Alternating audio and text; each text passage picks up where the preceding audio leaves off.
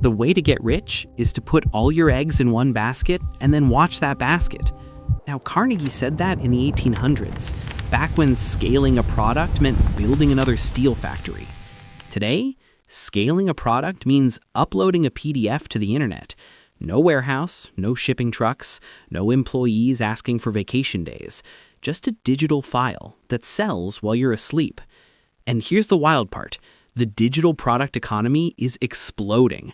Platforms like Gumroad and Etsy processed billions in digital product sales last year. Meanwhile, creators on Shopify sold over $235 billion worth of goods in 2023.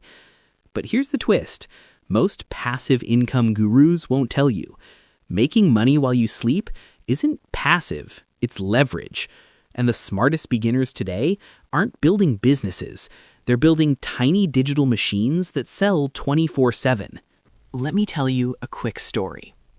In the early 1900s, the richest people owned factories. Think Henry Ford.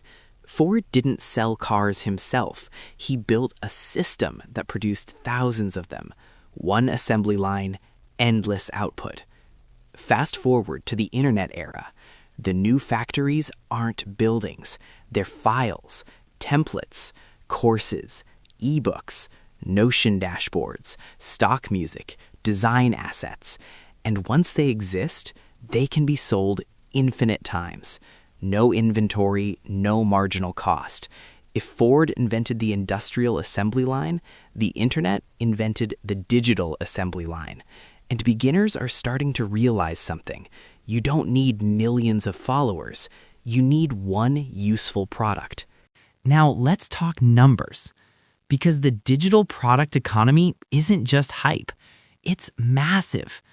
The global e-learning market alone is projected to hit $645 billion by 2030. Meanwhile, digital downloads on Etsy grew 70% during the pandemic.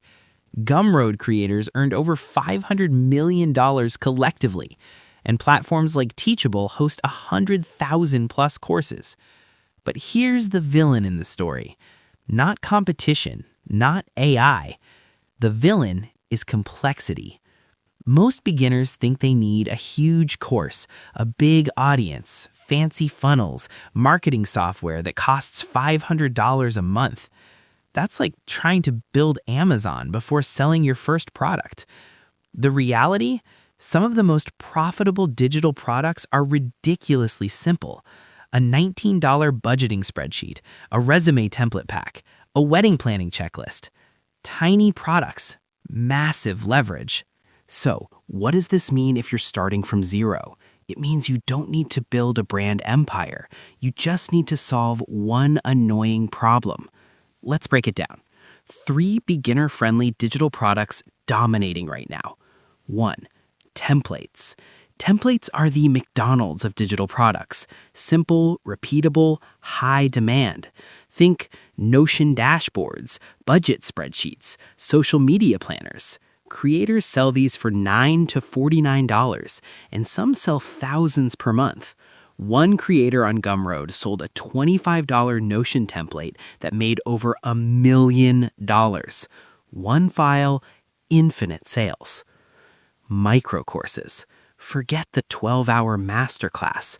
Nobody wants that. What sells today are micro courses, quick solutions. Examples: learn Excel formulas in 60 minutes, or how to land your first freelance client. Price: $29 to $99. Hosted on Teachable or Kajabi, record it once, sell it forever. Digital assets. This is the quiet goldmine. Designers and creators sell fonts, stock music, photo presets, website themes. Some of these sell for years after creation, like renting out an apartment, except the apartment is a Photoshop file. Let's zoom out. The richest people in history owned assets, factories, railroads, real estate. Today, the new assets are digital products. They work while you sleep. But here's the gray truth nobody talks about. Most digital products fail because people chase perfection instead of launching something small and useful. The goal isn't passive income. The goal is leverage. Create once, sell many times. And remember something Warren Buffett once said: if you don't find a way to make money while you sleep, you will work until you die. Digital products aren't magic, but they might be the closest thing the internet has to a tiny factory. And the barrier to entry? Lower than it's ever been. So the real question isn't, can this work? The real question is, what small digital machine are you going to build first?